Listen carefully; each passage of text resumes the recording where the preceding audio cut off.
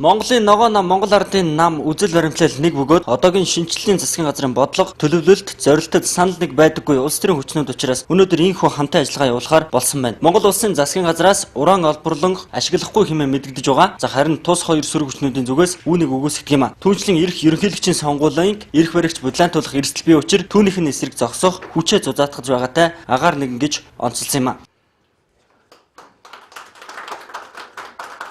Цөөн хэдэн хүн бүлэглэлийн 100 шулахоос дасан зогсоож хойч үедээ эргэн бүртээ ашигтай байх нөхцөл ашиглах баян хоосны ялгааг үнзгэрч байгаад дүгнэлт хийж дэгш журамт нийгмийн дор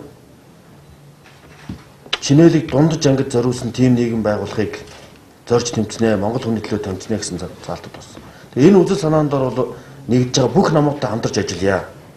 Эндээ бас бид ногоо намын нөхдүүдтэйгээ ярилцаад энэ шодроо сонгуулийн төлөө нэгж хамтарч ажиллая.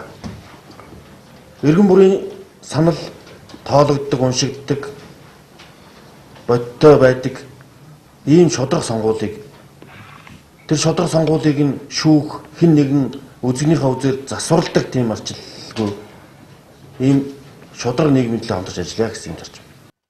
Хэдийгээр Монголын ногоо нам Монгол ардын намтай хамтран ажиллах хүрээгээ илүү тэлж байгаач мэдээж ерөнхийлөгчийн сонгуульд нэр дэвших эрхмийг сонгоход төдийлөн нөлөөж чадахгүй бололтой.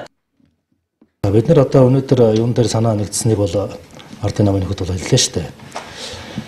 Одоо энд бол цөмийн аюул гэдэг нэг юм аюултай зүйл гарч ирсэн. Одоо аливаа аюул гамшиг бол тухайн цаг үедээ бол үйлчлэл нь явагдаад дараа нь бас үр дагавар нь дарагдаж болдог бол энэ цөмийн янз бүрийн аюул бол одоо хэдэн 10 мянган жил ч гэсэн үргэлжлэж болдог ийм аимшигтай аюул учраас энэ дээр одоо онцгой анхаарал хандуулж ажиллахгүй болохоо болсон. За энэ байгаль орчны иргэний зөвлөлт гэдэг байгууллагатай сонгуулийн өмнөхөн бол одоо Монголын ногоо нам одоо арчилсан нам, иргэний зориг нам гэдэг одоо ийм намууд бол санамж байгуулсан байдаг. Тэрний одоо гол зүйл нь цөмийн аюулын эсрэг байсан л да.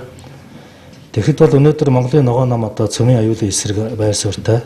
За цөмийн аюулын эсрэг байр суурьтай бусад хүчнүүдтэй ч хамтран ажиллахад бэлэн гэдгээ илэрхийлээд ирсэн байхад одоо ардын нам, иргэний зориг нам хоёр бол одоо цөмийн арчилсан нам, иргэний зориг нам хоёр бол цөмийн хөтөлбөр одоо төвшүүлээд шар нутаг хүртэл үйлдвэрлэнэ гэдэг ингээ явж байгаа бол үнэхээр бол шүүмжлэлтэй хандхаас өөр аргагүй юм л байдал байгаа шүү дээ. Санамж бичигт Монгол улсын сонгуулийн аливаа лөврийг талсан зогсоох, санал хураах шудраг аргачлалыг бий болгоход олон нийтийн санал санаачлагыг дэмжин ажиллах хэмээн тодголоо. За шинжлэлийн засгийн газрын бодлого нь төөрөлдсөн ерөнхий сайд нь уулан төөрдөг учраас төөрөгдлийн засгийн газар хэмээн нэрлэх нь зүүн хэрэг хэмээн хоёр намын төлөөлөл онцлоо. Монгол ардын намын даргын зүгээс ерөнхий сайдыг огцруулах хүсэл шаардлагыг хөрвүүлээд байсан бол өнөөдөр ерөнхий нарийн бичгийн дарганд ярьсан мэдээлэлээс арай өөр байр суурь цохиулаа. За хэдийгээр засгийн газар төөрөгдлийн гэж нэрлэж байгаач үүрэгт ажилласан чөлөөлөх ус зас залруулахад чиглэгдэн хэмээн ирүүллээ.